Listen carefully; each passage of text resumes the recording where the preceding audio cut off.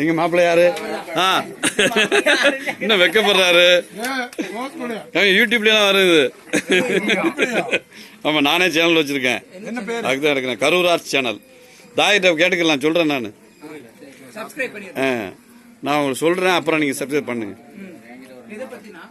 அது பொதுவா எல்லா பாடல்கள் நான் கொஞ்சம் பாட்டு பாடுவேன். நான் இதுலயே காமிக்கிறேன் பாருங்க.